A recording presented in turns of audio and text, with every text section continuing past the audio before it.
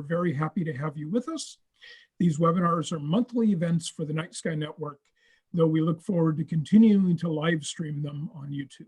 For more information about the NASA Night Sky Network and the Astronomical Society of the Pacific, we'll get Dave at some point to put the links to find out more into the chat. And before we introduce Bruce, here's Dave Prosper with just a few announcements. Okay. Hi, folks. I'm so glad that you are all joining us this evening. Let's see here. First of all, I just got a couple of little bits of news and we can get started here. So what do we got here? I got a little list. Okay. So first off, NASA is actually holding a series of online workshops about the Mars Perseverance rover and Mars exploration. And they actually held the first one today and the recording is already up. So you can join NASA experts and education specialists, ask questions and get teaching resources and share the excitement of space exploration in your community with NASA's Teaching Space website. And yeah, watched one earlier today and join them on subsequent Tuesdays for more in-depth info about Mars Perseverance and find even more online educational events and workshops on their website. The link is in the chat, or you can search for NASA Teaching Space on your preferred search engine. And that link is going in right now. The next announcement is more Perseverance news and curiosity and all kinds of other Mars future and present robot related news. If you'd like to help contribute to NASA science from your desk, you can with the by contributing to the online AI for Mars project, which asks you to help label terrain features from pictures downloaded from all of our craft around and on the red planet. So you can help train an artificial intelligence algorithm to help automatically read the landscape and help future and present Mars robots more quickly and safely traverse the dusty terrain of the red planet. You can find it at the link I'm going to pop in the chat. And you can also search for AI for Mars, which is one word with the number 4 in between AI and Mars. And just one little brief bit of Night Sky Network program news. This is the usual time of the season where we ask club coordinators to make sure you've reported on your events for the past quarters to receive, toolkits and prizes. But we understand that the current quarter, which was April to June, is much quieter for clubs than usual due to the ongoing pandemic and related restrictions. So we have some updated instructions, which we also had in our recent newsletter, which is just if you can, add reports to your events only if you've hosted any, either online, or virtual, or in real life if you have, or update your event statuses if they're already on the calendar to canceled if you did not end up holding them due to the restrictions. Both these types of events, the canceled and the actual reported events, will be counted as participation in the Night Sky Network program for the duration of this pandemic, and no clubs will be penalized for lack of participation during this time. And since the past quarter has been quiet, we're including both quarter 1 and quarter 2 events posted by clubs, both canceled and reported, in the random grab bag, from which we will choose 5 lucky winners for our quarterly prize. So 5 clubs will qualify to win an eclipse globe from Sky and Telescope. And yes, that link is in the chat, or you can look for the eclipse globe, which, it's a globe of the Earth showing the path of eclipses for this century. Solar eclipses, I believe. And to be eligible, they must be updated by either canceled or reported on by July 15th, 2020. So you have a month to do it. Winners will be chosen at random and notified the next day on July 16th. Yeah, we're a month out. You're good.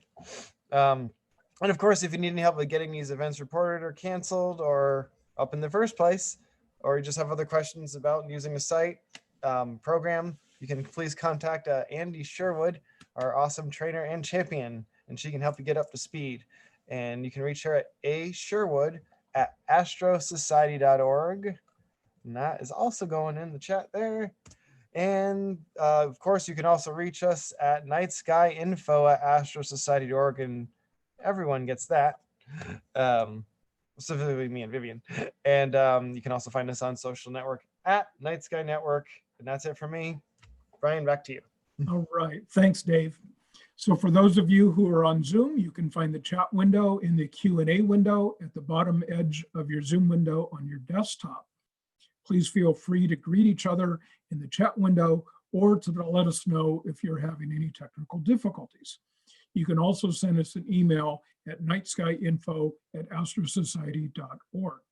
Also remember to, down at the bottom, to select all panelists and attendees. It defaults to just panelists, and the only people who can see your messages are me, Dave, and Bruce. So make sure that if you want your friends around the nation to see that you're greeting them, make sure that you select all panelists and attendees. If you have a question that you'd like to ask for Bruce and it occurs to you while you're listening to the presentation, then please add that to the Q&A window. Putting it in there helps us to not lose it in the chat. And so we'll be able to keep track of it and also whether or not we've answered it or not. So again, that's put your question in the Q&A window.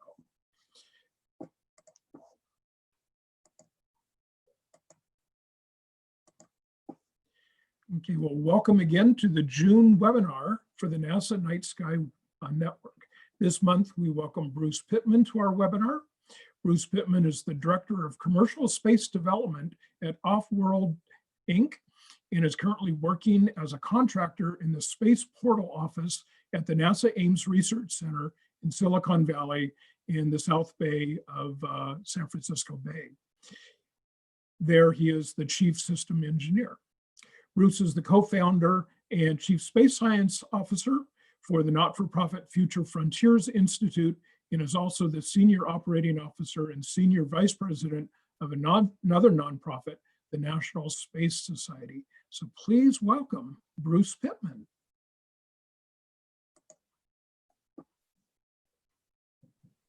Thank you, Brian. It's a pleasure to be here. Let me see how I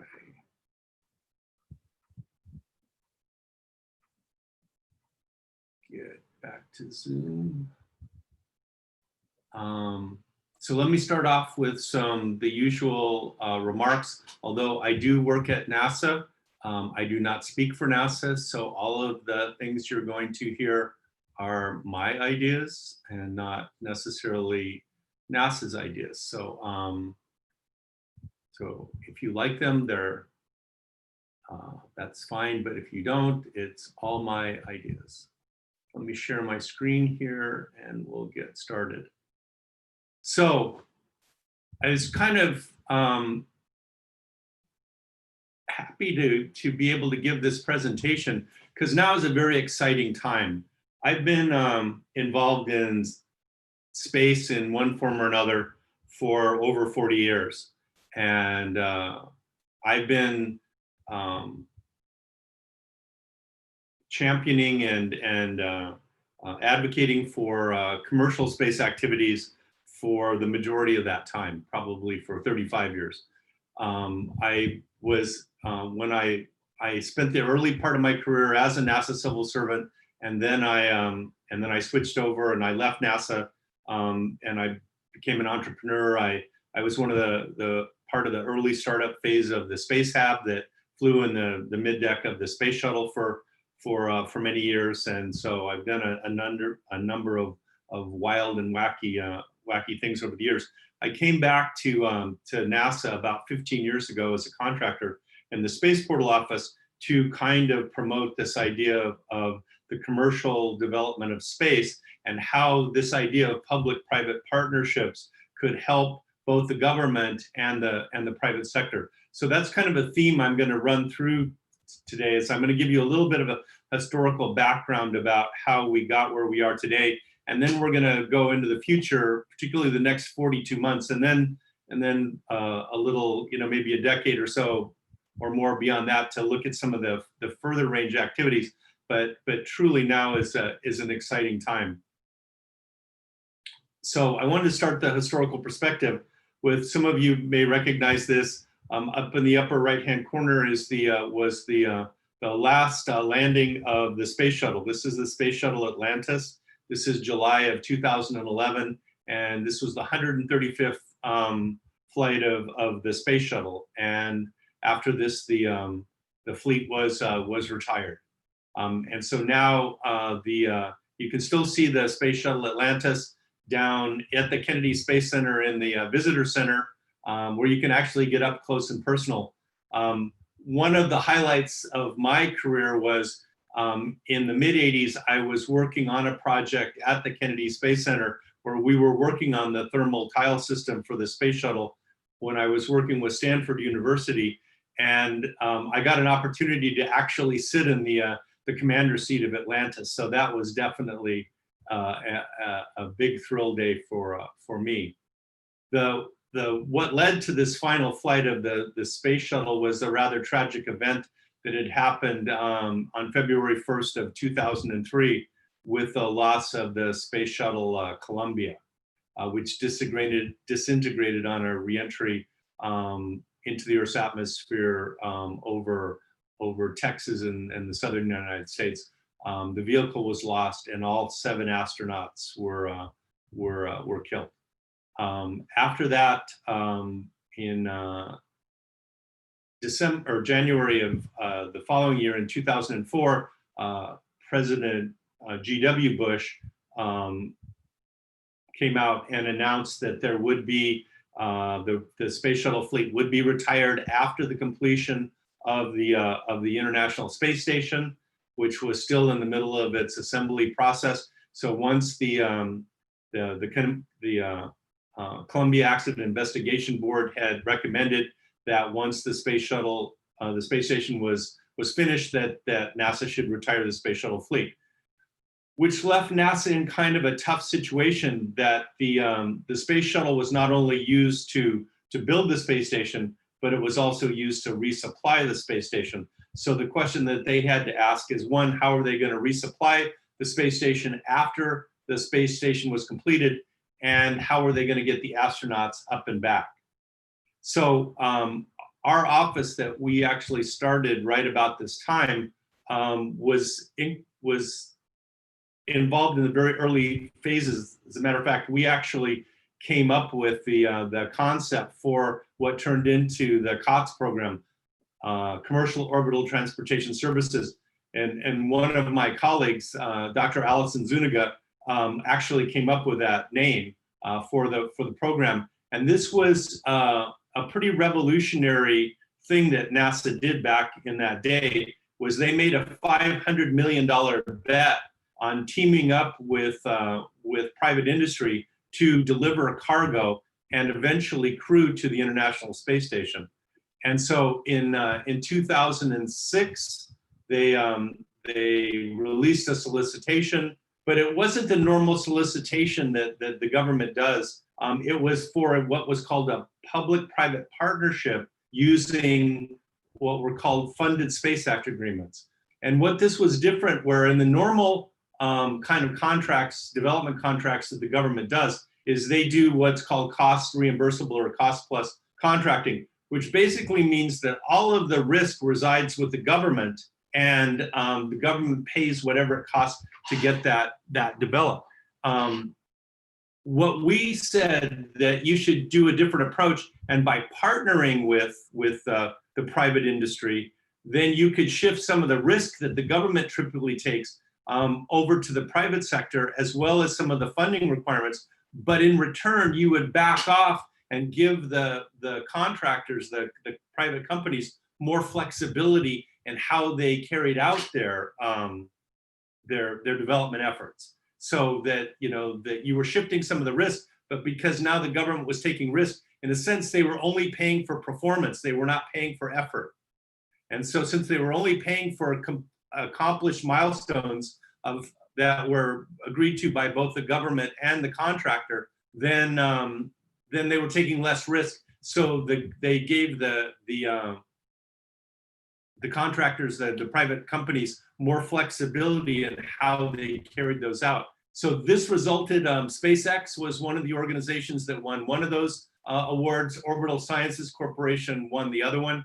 And what this resulted for that $500 million by the time all was said and done, there was some stimulus money from the '08 financial situation that was added in here. So at the end of the day, it was probably up about 800 million.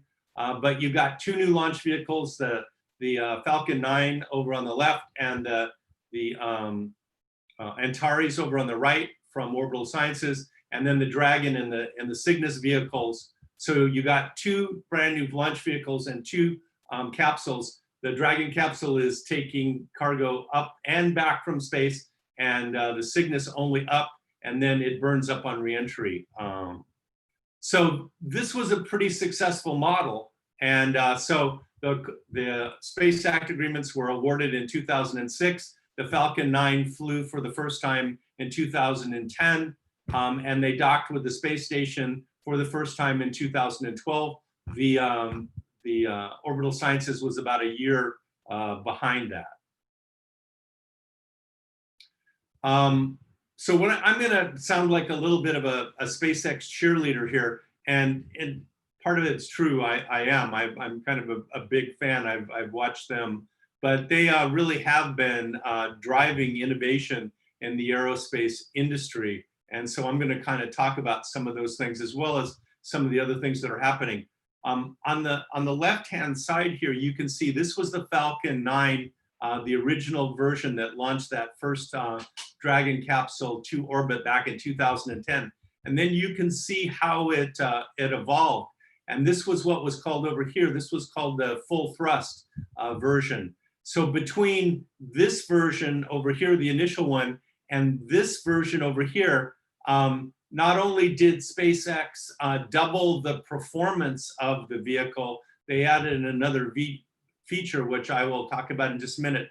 And then on their own dime, on their own money, they developed this 3-core version of this, which they call the Falcon Heavy. This is the largest launch vehicle in the world, and it is now flown successfully 3 times. And I'll show you a picture of that, of the landing of the side boosters in just a minute.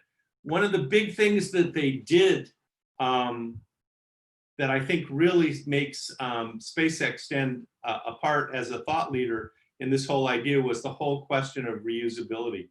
Like I said, I've been involved in this, in the aerospace business for many decades. And while the space shuttle was refurbishable and in a sense reusable, it took a tremendous amount of effort to refurbish a space shuttle and get it ready to fly again. While the original goal for the space shuttle was that you would fly one every week, the most flights that we ever did for the space shuttle was 9 in 1 year, and the average over the 30+ years that the shuttle flew was about 4.5 flights a year. So with the reusability, just for instance, SpaceX has flown 3 times in the last 2 weeks. They had 3 orbital launches in the last 3 weeks, and I'll go through some of those in just a minute. On the upper right-hand corner here, you can see this was the boosters landing from both the side boosters landing from the launch of the Falcon Heavy. This shows the booster landing on the drone ship, and over here it shows that actually on the drone ship. And this is a picture of the drone ship that goes out into the ocean, so they can land it here. They're landing on land. Here they're landing on the drone. So with the launch that they just did over the weekend, they've now landed 55 boosters successfully by SpaceX. So about 2.5 weeks ago, they had the Commercial Crew program. Again, this was one that I had been following for many years. I've been kind of waiting for this for 14 years since the original COTS award. There was an option D in COTS for crew. NASA chose not to exercise that and to go with a separate program for commercial crew that they started. The Boeing and SpaceX was awarded in 2014, and SpaceX just delivered their first crew. This is Bob Behnken and Doug Hurley, were delivered on May 31st. They docked with the space station and came in, and they will be up there probably until the end of July or the beginning of August, when the Dragon capsule will separate and return to Earth. Boeing also was one of the award winners here. They did their test flight of an uncrewed flight, but they had some problems. They're going to have to redo that later this year, and they will fly crew probably in the first part of next year. So now we once again have the ability to fly American astronauts to the International Space Station from American soil, which we have not had since the shuttle was retired in 2011. Since then, we've been hitching a ride with the Russians, and the last time I looked, we were paying $81 million a seat for those rides. So it's good to have this back, launching from American soil on American rockets again. So what this opens up is a whole new era of commercial space development and private access to space, where there was many people that wanted to fly on the space shuttle, but particularly after the loss of the Challenger in 1986, that kind of killed any idea that that was going to happen. But as part of the deal for the COTS program that the government has with the companies, now it's Northrop Grumman bought Orbital Sciences, so it's now Northrop Grumman that flies those missions, and SpaceX. One of the unique parts of this deal is that the companies own and operate those systems. They're not owned by the government, and the government is just a customer to those. So while the COTS program was a demonstration, the follow-on program for actual delivery of cargo was called the CRS, the Commercial Resupply Services. And so to date, SpaceX has delivered 20 cargo flights to the space station. The Axiom the Cygnus and the Antares have delivered 14 payloads to the International Space Station. And now with the commercial crew, we're starting to deliver astronauts. So what that gives is these companies now have the ability and the right to fly astronauts on their vehicles that are not NASA astronauts, but are anybody that can basically afford the ride. And so I'm going to talk more about that. But the question is other than the space station, where is there to go? So this is Bigelow Aerospace has been working for years to develop. These are called the B330 modules. This is 330 cubic meters of volume. You can see a Boeing module on the right side here, and the Dragon capsule on the left-hand side here. And then a new player in the game that just started in 2016 is Axiom Space, which is now just awarded one of the right to dock one of their modules to the International Space Station. This is scheduled to happen in 2024. And then what they will do is once the space station is retired, probably at the end of the decade, they will then transfer these modules out to become a free flyer here over on the left. And down here you can see the cupola. Here's a close-up view of the astronauts. Wouldn't that be one heck of a view? So, I mean, I think that would be exciting. Bigelow also right now has a module up on the space station. This was a test module that they launched in 2016. This is called the BEAM module, the Bigelow Expandable Activities module. And so this is still up on the space station right now. It's used mostly for storage right now, but this was basically done as a test. It's a relatively small thing compared to the B330. I think it's about 60 cubic feet in there. So one of the things that's going to happen here, I don't know when this is going to happen, but this was just announced earlier this year, is Tom Cruise is going to hitch a ride with Axiom to the space station, and he's going to make a movie, or at least part of a movie in space. And you can see down here, this is Sandra Bullock in which was not one of the greatest space movies of all time. This was called Gravity, but the special effects were pretty amazing, although they got the orbital mechanics a little bit crazy. And then this was Tom Hanks and his crew when they were filming Apollo 13. So Sandra Bullock was flying around on wires. These people actually, Tom Hanks and Bill Paxton and Kevin Bacon, they were flying in what's called the Vomit Comet, a zero parabola airplane. And so they had to shoot all of those zero G things in 20-second segments where they could get microgravity in the airplane there. So that was pretty cool. But Tom Cruise is actually going to go do this. And so anyway, it'll be interesting to see how this turns out. So you can all keep your eyes peeled for that. So he's going to go up in the SpaceX in the Dragon capsule to the space station and film some movies. And the interesting thing here is NASA is very supportive of this, which is a big change from 20 years ago when the first space tourist, where the NASA administrator almost threw his body in front of the Russian capsule to keep them from flying private citizens to the American private citizens to the International Space Station, where now that's a much more inviting environment. So what else can you do with this new launch capability? So one of the other things that SpaceX is doing, there used to be multiple competitors here. OneWeb was also in this marketplace, but they just filed for bankruptcy. So I'm going to talk about SpaceX and the Starlink system that they're putting up. So one of the things that they're doing is they're going to put up a series of low Earth orbiting communication satellites, where most of the communication satellites are up in geostationary orbit. These are going to be down below the level of the space station, which is in pretty low Earth orbit, below 250 miles.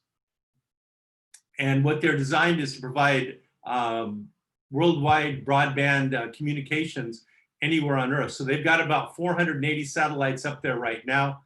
They launched the other ones, the previous ones, a few days ago. The last batch of 60. Actually, they only launched 58, and I'll explain that in a minute. But they've got another one planned for next Monday on the 22nd. And so by the fall, they plan to have 700 or 800 of these satellites up, and they will start commercial operations. And then again, they launch on the Falcon 9. Starting next year, they not only will have communications with the ground, they will have laser interconnects, which will allow the different satellites, rather than just talking back and forth to the ground, they will be able to talk with each other. And that's quite a sophisticated and capability enhancing feature that's going to be added. That's quite a bit of technical sophistication. And that's supposed to come online in 2021. So by the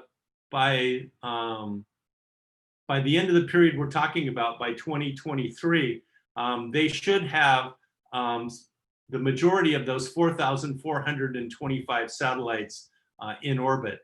Right now, they have approval from the FCC to launch as many as 12,000 and maybe as many as 30,000 satellites. So not clear how many they ultimately want to put up there, but they are definitely keeping their options open. The thing that's significant about that is if you look at the broadband worldwide communication, especially in the developing world and the part of the world where fiber optics cable is not currently available, it looks like the market for this kind of communication could be in the $20 to $30 billion a year range. So there's quite a lucrative market if you can tap into that. One of the other things that they launched on this last launch was they launched 3 satellites from Planet. Now, again, this was another spin out from NASA Ames Research Center.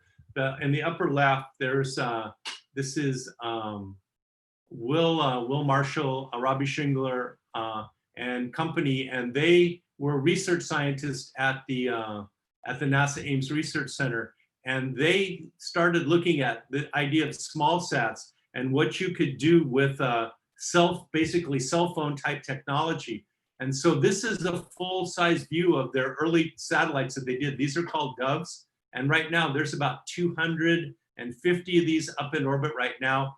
And they take these kinds of pictures down here on the left. This is a picture from one of those Dove satellites. And so they basically take a picture of the entire solid surface of the Earth every day. And this is about 5-meter resolution. These satellites over here are called SkySat. This was purchased from Google, which is a system that they had purchased called Tierra Bella.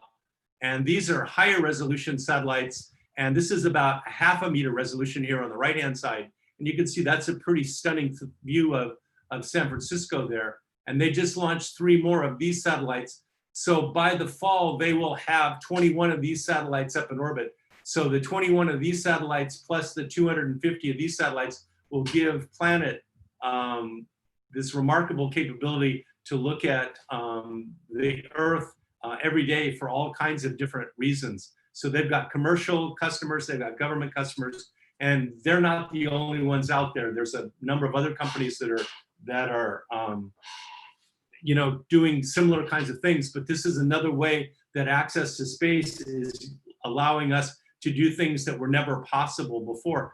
One of the things that they're really watching very closely is the, unfortunately, not a lot of ability to do things about it, is down in South America, the deforestation in the Amazon is one of the things that I know Planet is looking at very, very closely. So let's go back to the space station for a minute and talk about some of the things there. One of the things that NASA's been doing over the years is trying to make more and more it easier and easier for non-NASA people to access the International Space Station. Congress in 2006 established what was called the ISS National Lab, and they made the US portion of the space station a national laboratory, which is operated by NASA, but is not owned by NASA. So this ISS National Lab has half of the capability of the International Space Station, the US segment, and half of the logistics, both crew time and up and down mass for these non-NASA customers. And so NASA has signed a number of these Space Act agreements with companies. One of them is with a group company called NanoRacks, which has flown a large number of experiments on the space station. They now have not only internal spaces, but this is an external platform for NanoRacks here in the upper right. And then this module right here, which is going to be launched in the fall, this is called the Bishop Airlock. This will be another airlock that they can use not for putting people in and out, but putting experiments out into space from the space station. So this is something that a lot of people are starting to figure out how they can use. Another company that's doing a lot of work in the life sciences area is, this is a group out of Kentucky, which is an outgrowth of a group called Kentucky Space, and it's called Space Tango. And they're doing a lot of work in the life sciences area up on the International Space Station. So again, these are all done as public-private partnerships with NASA using these Space Act agreements. Some other companies that are doing some work in there, one of the things, and this was also something that grew out of work at NASA Ames. This was a spin out from Singularity University called Made in Space. And Made in Space put up the first 3D printer in orbit.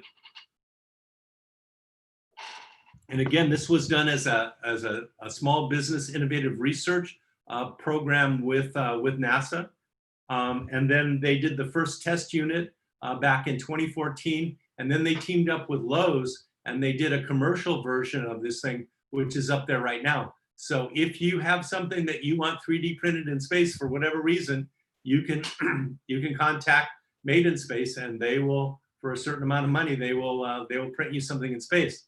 They're also doing a large number of experiments. This is for an advanced fiber optics technology called Z-band that they teamed up with Thor Labs to see if they could make Z-band in space. this spool holds about 2 kilometers of fiber optics that you can make from about 1 kilogram of preform.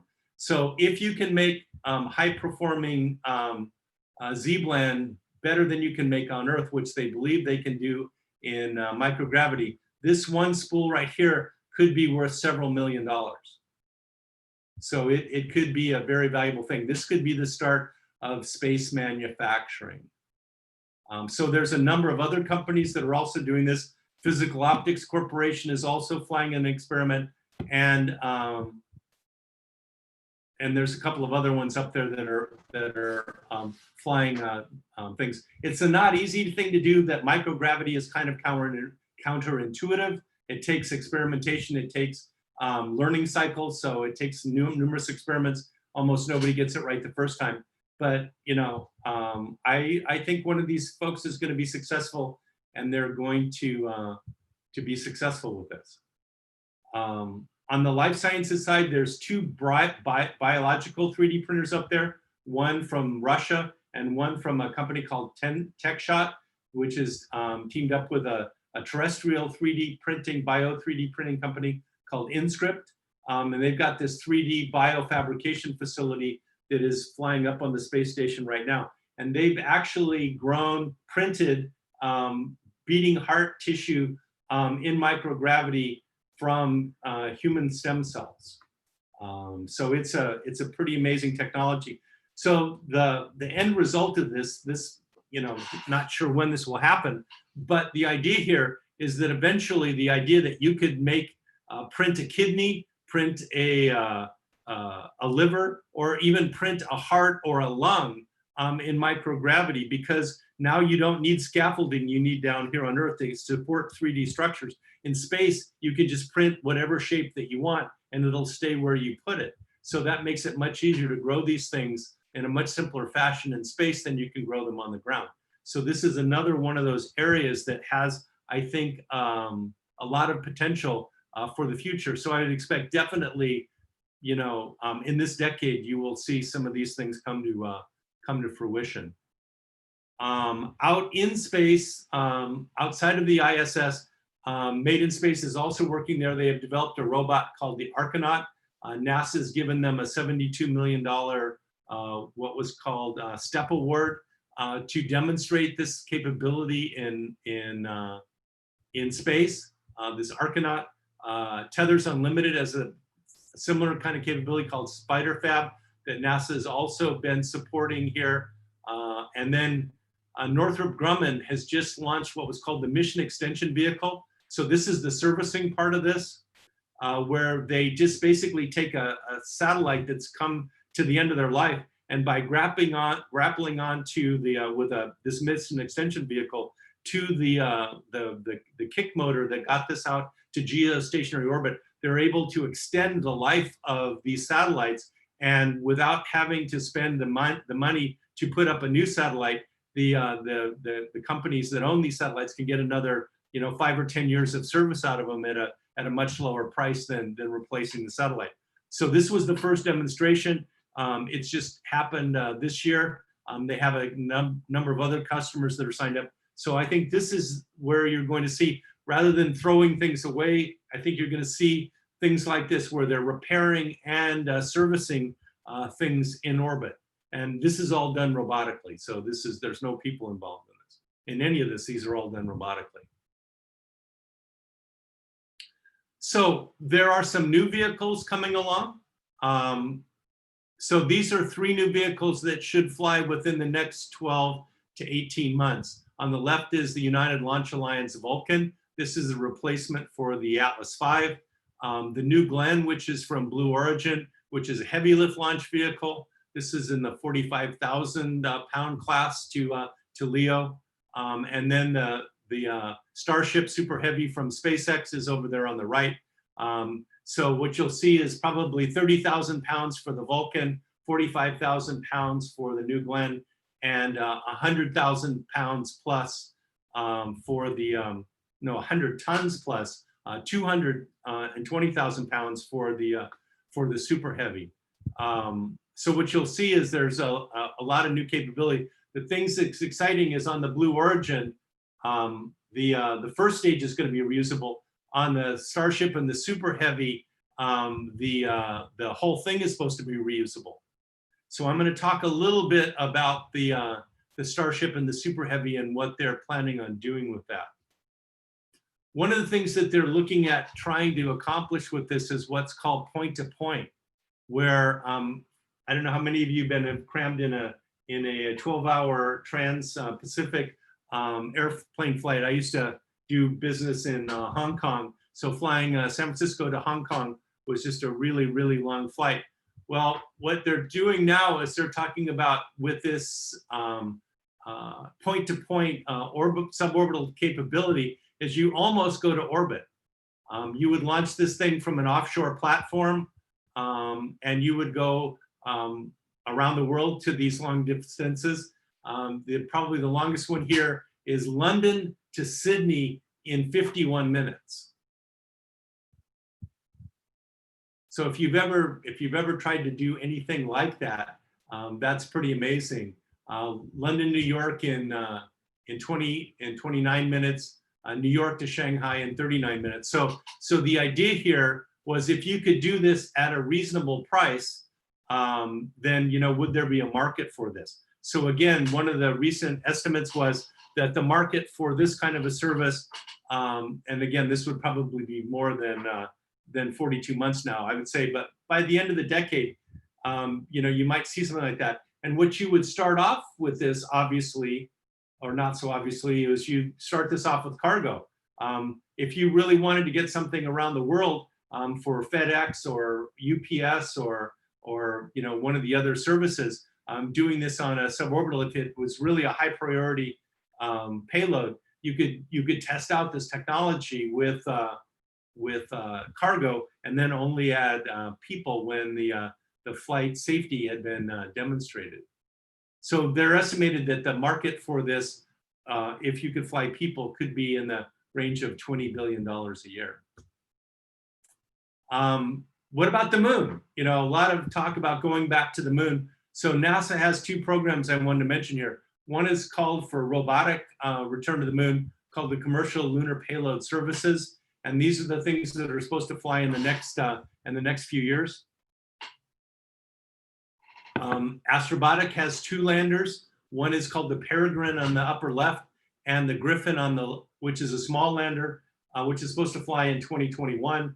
And then in 2023, the Griffin, Astrobotic Griffin lander is supposed to do, and up there it's carrying the Viper rover. So this will be a water exploration rover that NASA is going to send on a commercial lander to the moon to look for water.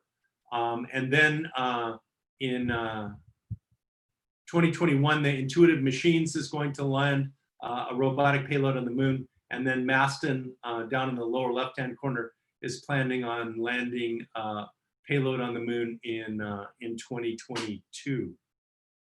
So that's a program. And again, these again are done under NASA's public-private partnership program. And this is all done out of the Science Mission Directorate.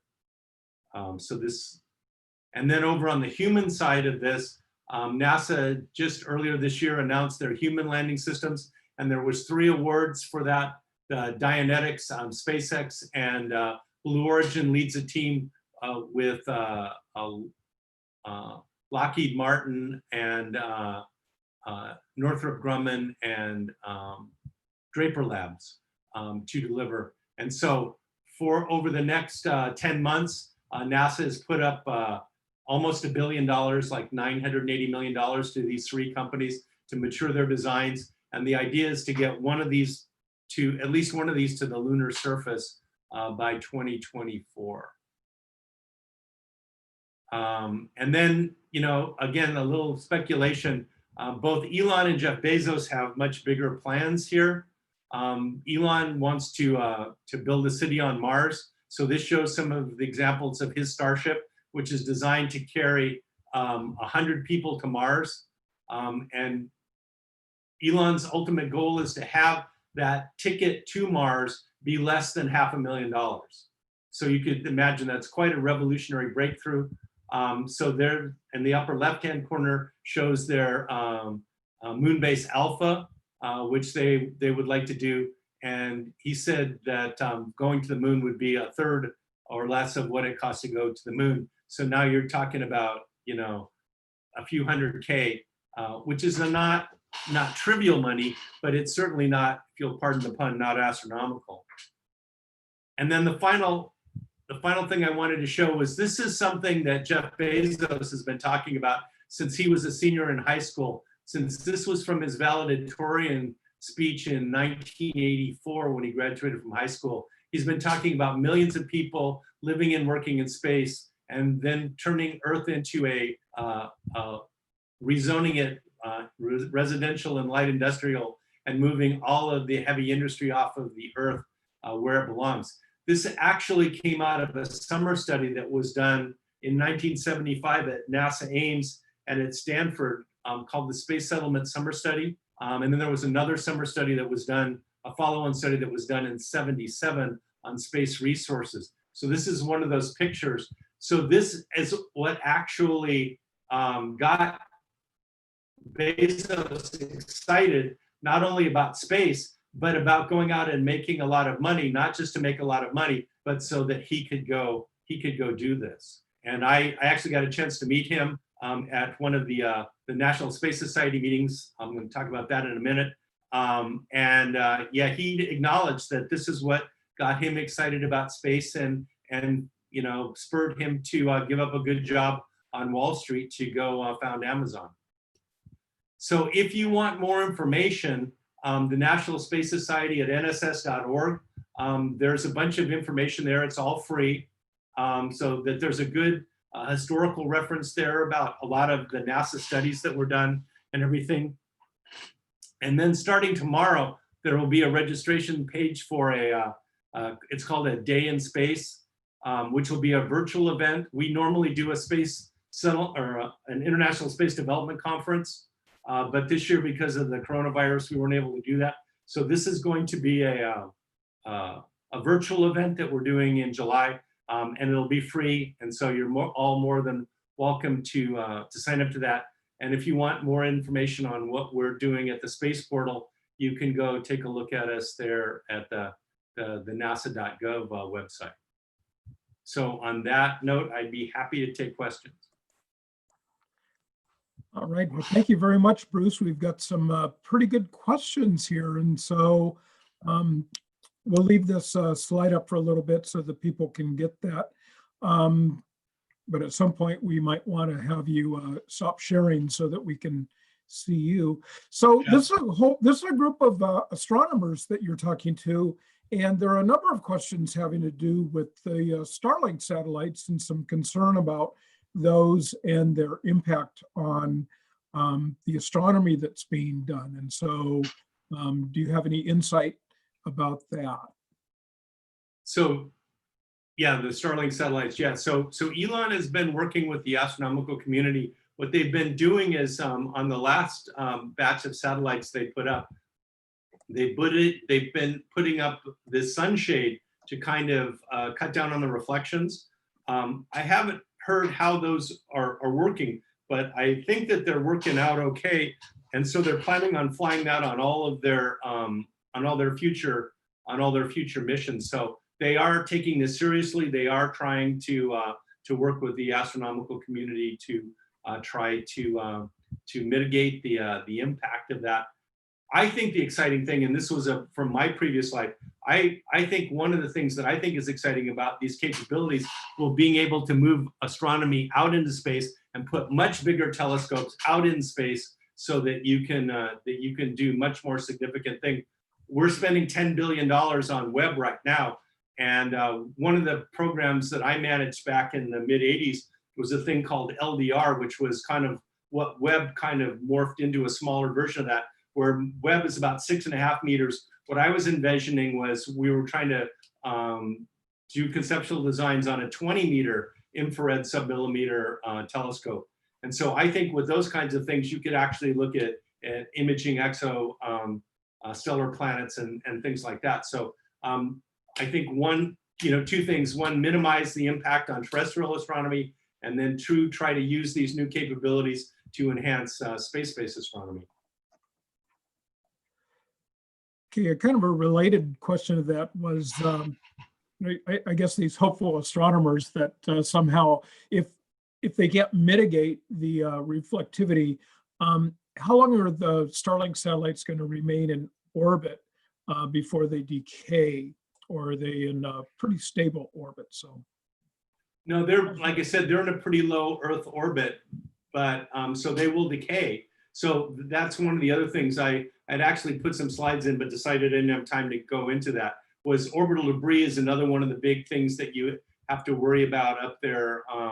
And so these are a low enough orbit, but if they want to keep a commercial service, then they're going to have to replenish those satellites. So even if some of them come down, they're going to have to replace those with new ones to keep their constellation and their customer base. So now hopefully those will be smaller, those will be less reflective. So as time goes by, you would expect those to get better and better at it. So whatever problems that we have in the near term, hopefully that will go down over time.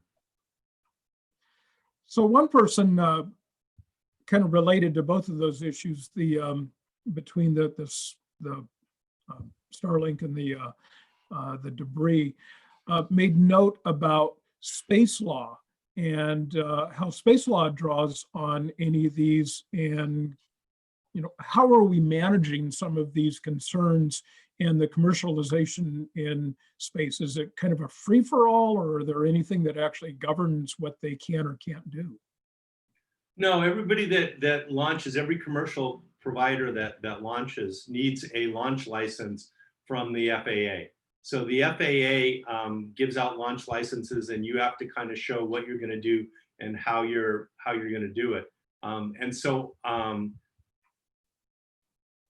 there are rules right now. They're pretty loose. There's government, the National Space Policy talks a little bit about orbital debris, but I think it definitely needs, I think right now they're saying you should bring it down within 25 years. I think a lot of people saying you have to do a lot better than that, maybe 5 years would be a good goal after the end of life, that you have to be able to get it out of the, to be able to retire the thing and either make it so that it's not a hazard anymore by reentry or whatever. Or what some people are looking at doing is basically harvesting this dead hardware. It's high quality materials that are already in orbit. So why can't you just repurpose these or recycle these on orbit? So actually NASA's done some looking at that. Some of my colleagues from NASA, Ames from the Space Portal have looked into this, and it looks doable. The problem right now is that due to the international law that, if you are out at sea and your vehicle is abandoned, then there's a right of salvage. In space, that doesn't exist. So if you launch something into space, you own it forever. So, and so if somebody goes in and decides that they want to harvest your satellite, that's considered a hostile act. So you would need somebody's permission, even if their satellite is dead and you wanted to go salvage it, you would need their permission to go do that. And since about 80% of the stuff that you'd really like to salvage out of there, these big, empty upper stages and things like that, about 80% of the stuff you'd really like to get out of orbit is Russian. You'd need to go cut that deal. But there are some international law that governs what, I guess a space law that kind of governs some of these activities then? They're right now, the Treaty on the Peaceful Uses of Outer Space is pretty much the thing that controls it. The problem here is that this was written back in 1967, before all of this stuff happened, and they didn't really foresee this stuff. There's some follow-on kind of agreements. All I would say is we probably need to do more, but and people are talking about it. The United States is trying to address this in the orbital, in the space policy. I know that the National Space Council, this is the thing that they have on their agenda often, is talking about what's called, space situational awareness and space traffic management and orbital debris control are some of the topics that they deal with. So, but I would say more work needs to be done. Okay. So let's see, what else do we got here? So you talked a little bit about the dream about going to Mars. And so given your experience and knowledge, what's the likelihood that Elon Musk is going to be successful, or anyone else is going to be successful, that NASA is going to be successful at going to Mars, let alone going back to the moon? Well, I'd say it the other way around. It's much easier to go back to the moon than it is to go to Mars. So I think that the chances of us putting people back on the moon is pretty high. You could argue about when. I think we'll also, the nice thing about what Elon is doing is, if it works, and I've learned not to bet against Elon. He's been pretty successful in making things that seem to be incredibly or impossible happen. Not always, when he wants them to or when he says he will, but eventually.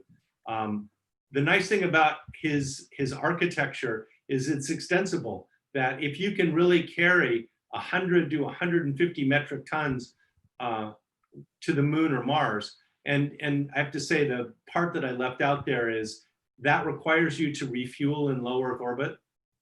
So you have to have a tanker version of this where you can go and refuel the Starship in low Earth orbit, and then you can go to the moon and back without refueling. You can go to Mars and land, but then you would need to refuel on Mars to come back to the Earth. But that being said, it's one thing if you're going to go to Mars and you're going to go to try to do it on the cheap, or with really a minimal amount of equipment. If you can take 100 tons or 150 tons, or even send 2 vehicles and send 300 tons of vehicle, it's a lot easier to survive on a place like Mars if you can carry a whole bunch of stuff with you than if you're trying to live out of a backpack. Anybody that's gone on a European tour knows that if you're trying to live out of a backpack, it gets kind of sporty after a couple of months. So I think that's one of the advantages he has. But both of them are daunting. I think there's an awful lot of stuff that we have to learn that we haven't paid enough attention to about human factors and closed loop life support systems and recyclability. On the moon, you have to worry about the moon dust, and on Mars, you have to worry about the perchlorates in the soil. Could have some severe health implications. So a couple of the things that you were talking about, and I'm going to see if we can kind of lump some of these together here. So it's apparently significantly more cost effective to have the SpaceX taking the astronauts to the ISS. And there's been some plans afoot to, I guess, decommission the ISS. But it looks like according to some of your slides, there was some planning to have some new modules put up and some new efforts. And so are there plans to privatize the ISS? Would that lower the overall costs of running the ISS along with the lesser costs of using things like SpaceX to transport astronauts and cargo? That's a really good question, and there's a lot of debate going on right now. The Trump administration had wanted to basically terminate the ISS program in 2025. Congress did not agree, so the Congress is basically looking to extend out the life of the ISS to at least 2030. But at some point, the ISS will come to an end. So what NASA's been focusing on recently is trying to look at how do you transition from the ISS whenever that comes to an end, and however it comes to an end, to what comes next. And how do you do that seamlessly so that there's no gap? So there's no time between when the space station ends and these commercial things happen. We would like to have an overlap so that there's no gap there. And so I know that I just had a telecon today with some of the space station folks, and I know that this is something that's on their agenda, is how do they do that? What kind of planning and transitioning do you need to do so that there can be as seamless a transition as possible from the government owned and operated to commercial operations where the government is a customer, but only one of hopefully many. Yeah, that seems to be one of the things that we're not very good at. We retire systems without having the next system in place. And so if they anticipate the ISS to be retired in say 10 years, then, how do you make that seamless? We only have 10 years until then, and that's not very long when it comes to engineering and planning these things. And so what about the private ventures, the more commercial ventures, the regulations that are governing them compared to the NASA regulations for them? It seems like to qualify the hardware that the NASA, it's much more restrictive than perhaps some of the commercial companies would like. Yeah, because so there's two issues here. So one is if you want to fly NASA astronauts, you have to fly past NASA's rules.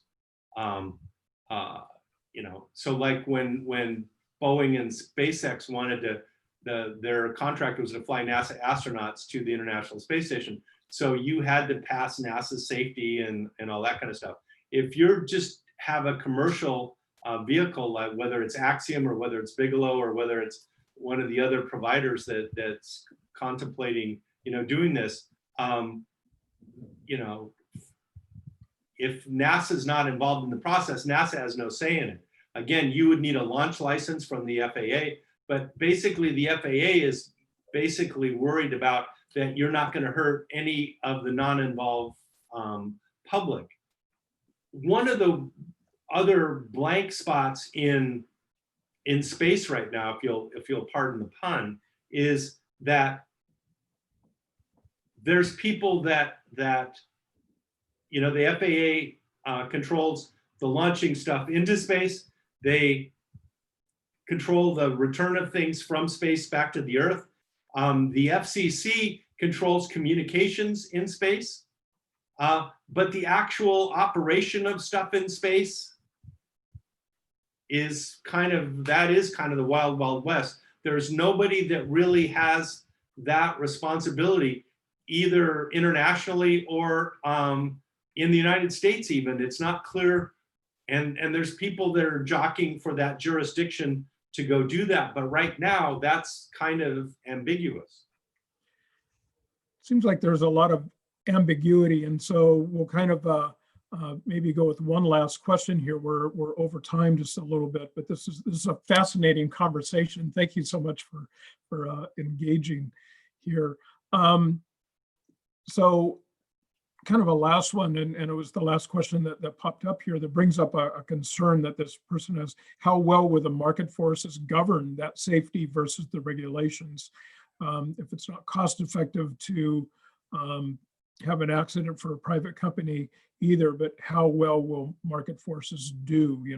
Presumably there will be accidents, and they'll, PG&E has, takes on lots of liability, and they've been found at fault for those big fires in California. Yeah. And so, in some ways, it's kind of a similar sort of scenario, it seems.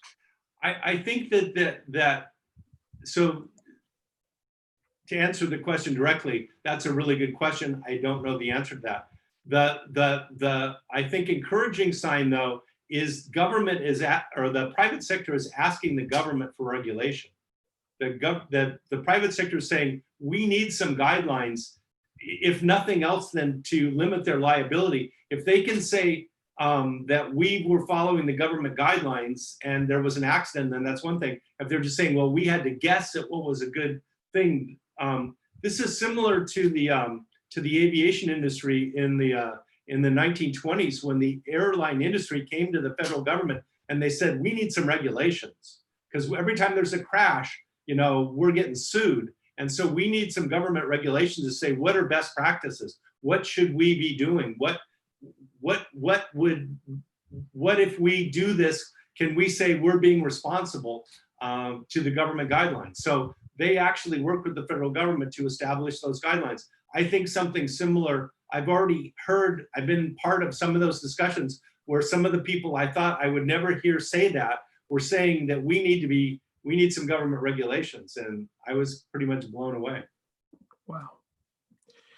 Well, let's hope that wise minds will prevail and come to a meeting of the minds that makes sense. So, amen to that. Yeah. Well, that's all for tonight, everyone. Thank you so much, Bruce, for joining us this evening, and thank you everyone for tuning in. So you'll be able to find this webinar along with many others on the Night Sky Network website in the Outreach Resources section. Each webinar's page also features some additional resources and activities.